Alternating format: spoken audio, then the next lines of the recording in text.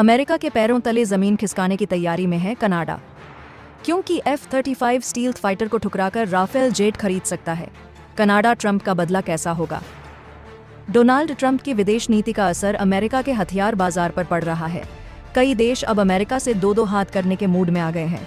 आगे बढ़ने से पहले चैनल को सब्सक्राइब और वीडियो को लाइक जरूर से करें, ताकि हमें और वीडियो बनाने का मोटिवेशन मिले, जिसमें सबसे ऊपर फिलहाल कनाडा दिख रहा है। F-35 lighting I stealth fighter बनाने वाली अमेरिकी कंपनी लॉकहीड मार्टिन अमेरिकी जियोपॉलिटिकल तूफान के केंद्र में है। लॉकहीड मार्टिन फिलहाल कनाडा के साथ F-35 जेट डील को बचाने के लिए संघर्ष कर रही है।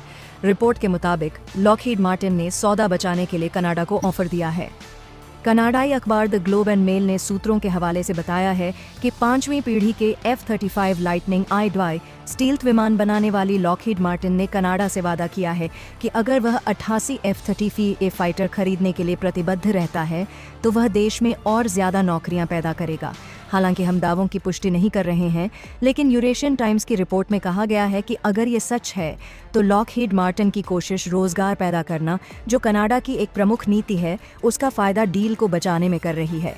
आपको बता दें कि कनाडा की प्रमुख डिफेंस नीति में कनाडाई अर्थव्यवस्था में अत्यधिक नौकरियां पैदा करना और आर्थिक विकास के लिए रक्षा खरीद का फायदा उठाना है। उस वक्त कोशिश कर रही है जब ट्रंप ने कनाडा के खिलाफ भारी भरकम टैरिफ की घोषणा कर उसे नाराज कर दिया है। कनाडा और अमेरिका के संबंधों में खटास आ गई है। डोनाल्ड ट्रंप के राष्ट्रपति बनने के बाद लगातार झटकों का सामना करना पड़ रहा है। इससे पहले जर्मनी ने भी किल स्विच की चिंताओं का हवाला देकर F-33 फाइटर जेट सौदे की जांच का सुझाव दे चुका है। देशों को आशंका है 33 लड़ाकू विमान में ऐसी टेक्नोलॉजी है जिसका इस्तेमाल कर अमेरिका कभी भी फाइटर जेट को रोक सकता है। यानी F-33 खरीदने के बाद भी उसका कंट्रोल अमेरिका के पास होगा।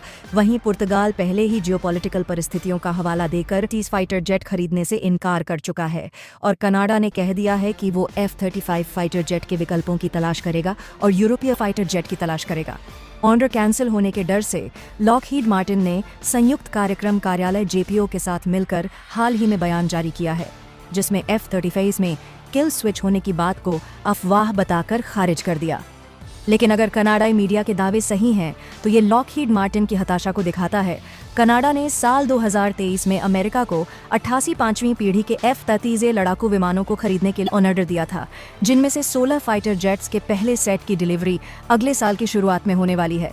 लेकिन ट्रंप प्रशासन के साथ बढ़ते तनाव के बाद कनाडा ने लड़ाकू विमानों की खरीदारी को लेकर पुनर्विचार करने का फैसला किया है। कनाडा डिफेंस मिनिस्ट्री ने पहले कहा था कि डील को रद्द नहीं किया गया है, लेकिन इसने जोर देकर कहा है कि जरूरतों के मुताबिक फैसला लिया जा सकता है। कनाडा के नए प्रधानमंत्री मार्क कार्नी ने कहा है कि हमारे पास कनाडाई सुरक्षा बलों के सर्वोत्तम हितों के लिए 2 विकल्प है।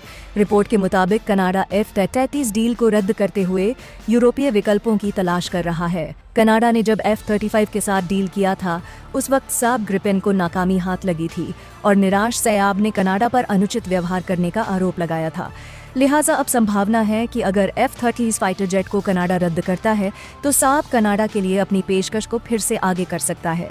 कनाडा के पास 2 विकल्प हैं, Eurofighter typhoon UK, Germany, Spain और इटली द्वारा विकसित, और फ्रांसीसी डसॉल्ट राफेल। हालांकि इस बात की चिंता है कि अमेरिका इन बिक्री पर वीटो लगा सकता है, क्योंकि ग्रिपेन को इंजन के साथ साथ कई और कंपोनेंट्स अमेरिका से ही मिलता है। लेकिन राफेल फाइटर जेट के साथ ऐसा नहीं है। राफेल बिना अमेरिकी मदद से बना है, लिहाजा राफेल पर अमेरिका कोई अधिकार नहीं दिखा सकता है। कनाडा को चिंता इस बात को लेकर है कि अगर वो अमेरिकी F-35 फाइटर जेट खरीदता है तो मतभेद के दौरान अमेरिका उसके इस्तेमाल पर प्रतिबंध लगा सकता है, फाइटर जेट का मरम्मत रोक सकता है, जिससे उसका F-33 बेड़ा सड़क पर आ सकता है। इसके अलावा कनाडा में जनता की भावना भी संयुक्त राज्य अमेरिका की सौदा होने के बाद से ही उसकी लागत को लेकर कनाडा में भारी विवाद हो चुका है। लेकिन ट्रंप ने कनाडा से संबंध को ही दांव पर लगा दिया। अमेरिकी वायुसेना ने 6ठी पीढ़ी के फाइटर जेट बनाने की घोषणा कर दी है। इसे नेक्स्ट जनरेशन एयर डोमिनेंस यानी NGAD कार्यक्रम नाम दिया गया है। समाचार एजेंसी रॉयटर्स की रिपोर्ट के मुताबिक बोइंग को अमेरिकी वायुसेना USAF के लिए सबसे एडवांस लड़ाकू विमान तो बनाने का ठेका दिया गया है। रिपोर्ट में कहा गया है कि इस फाइटर जेट को F-474 के नाम से जाना जाएगा। अमेरिकी वायुसेना ने कहा है कि इस फाइटर जेट में दुनिया की सबसे एडवांस टेक्नोलॉजी का इस्तेमाल किया जाएगा, जो युद्ध को पूरी तरह से बदल कर रख देगा। अमेरिकी वायुसेना को उम्मीद है कि ये फाइटर जेट अगले दशक से सर्विस में आ जाएगा। अमेरिका के 47वें राष्ट्रपति डोनाल्ड ट्रंप ने छठी पीढ़ी के इस लड़ाकू विमान का नाम F-47 रखा है। डोनाल्ड ट्रंप ने व्हाइट हाउस के ओवल ऑफिस में मीडिया से बात करते हुए कहा कि हमने बहुत कुछ ऑर्डर किया है, हम आपको कीमत नहीं बता सकते। डोनाल्ड ट्रंप ने कहा कि हमारे सहयोगी लगातार फोन कर रहे हैं। इसके अलावा उन्होंने कहा कि विदेशी बिक्री एक विकल्प हो सकता है, वे उन्हें खरीदना भी चाहते हैं। आपको बता दें कि पहले भारी भरकम लागत की वजह से NGAD कार्यक्रम को रोक दिया गया था, लेकिन 21 मार्च को अमेरिकी एयरोस्पेस दिग्गज बोइंग को $20 अरब से ज्यादा मूल्य के इस प्रोजेक्ट के लिए ठेका मिल गया है। ठेका मिलने के बाद ही बोइंग के शेयर्स में उछाल आ गया और इसमें 5% की बिक्री दर्ज की गई है, जबकि लॉकहीड के शेयरों में 6% की गिरावट आई। आपको बता दें कि लॉकहीड मार्टिन ने 5वीं पीढ़ी के लड़ाकू विमान F-35 का निर्माण किया था और उसने भी छठी पीढ़ी के फाइटर जेट प्रोग्राम NGAD के लिए बोली लगाई थी, लेकिन उसे कामयाबी नहीं मिल पाई। अमेरिका का NGAD प्रोजेक्ट हवाई युद्ध को पूरी तरह से बदल कर रख देगा।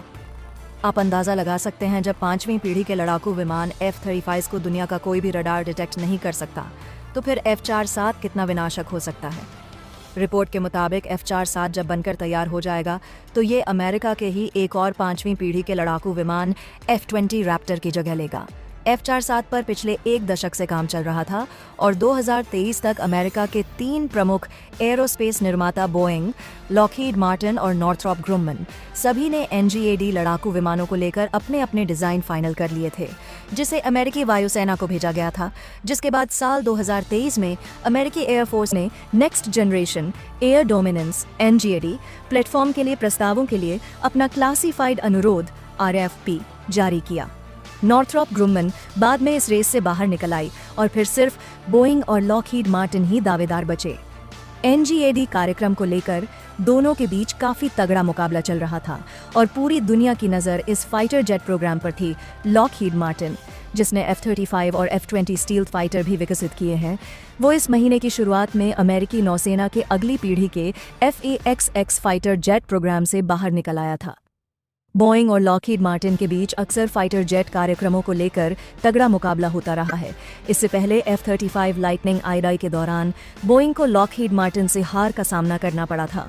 बोइंग पिछले कुछ सालों से लगातार परेशानियों से जूझता आया है और अगर पेंटागन की भी मुहर लग जाती है तो बोइंग के लिए ये एक अविश्वसनीय जीत हो सकती है। कंपनी पिछले कई सालों से आर्थिक समस्याओं, टेक्नोलॉजी और दूसरी समस्याओं से जूझती आ रही है। इसकी वजह से इसे कई कॉन्ट्रैक्ट गंवाने पड़े हैं। हालांकि फिर भी हारने वाली कंपनी लॉकहीड मार्टिन को NGAD प्रोजेक्ट में कुछ और मौके मिल सकते हैं।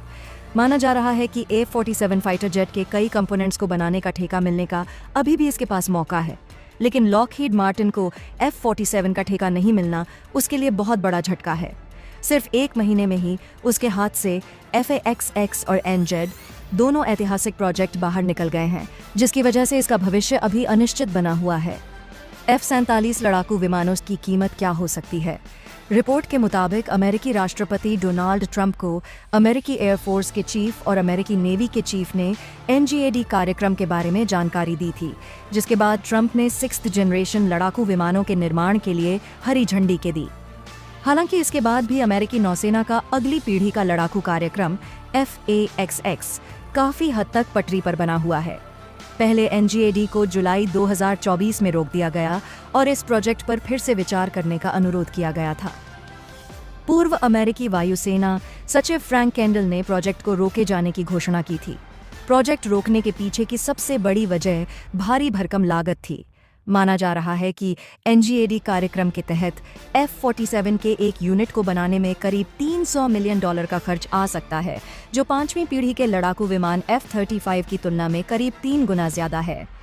US एयरफोर्स ने साल 2025 के बजट अनुरोध में NGAD कार्यक्रम के तहत research and development, technology development और अन्य लागतों के लिए $19.6 अरब आवंटित किए थे, जिसकी वजह से ये प्रोजेक्ट इतिहास का सबसे महंगा प्रोजेक्ट बन गया।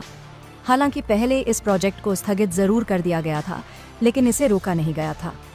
अमेरिकी वायुसेना के अधिकारियों ने लगातार तर्क दिया है कि भविष्य के युद्ध के खतरों से निपटने के लिए, खासकर चीन को काउंटर करने के लिए, नेक्स्ट जनरेशन लड़ाकू विमानों का डेवलपमेंट अत्यंत जरूरी है।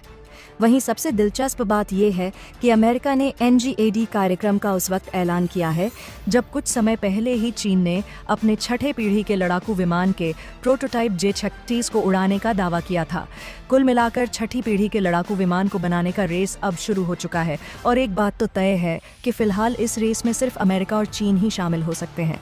हालांकि टेक्नोलॉजी और इंजन के मामले में चीन फिलहाल अमेरिका के करीब भी नहीं जा सकता, क्योंकि वो अभी तक 5वीं पीढ़ी के लड़ाकू विमानों के इंजन भी नहीं बना पाया है। तो छठी पीढ़ी के विमानों का इंजन बनाने में अभी चीन को कई साल और लग सकते हैं। दोस्तों, वीडियो को यही एंड करते हैं, मिलते हैं अगले वीडियो में। तब तक चैनल को सब्सक्राइब करें ताकि अगला वीडियो आप तक पहुंच सके।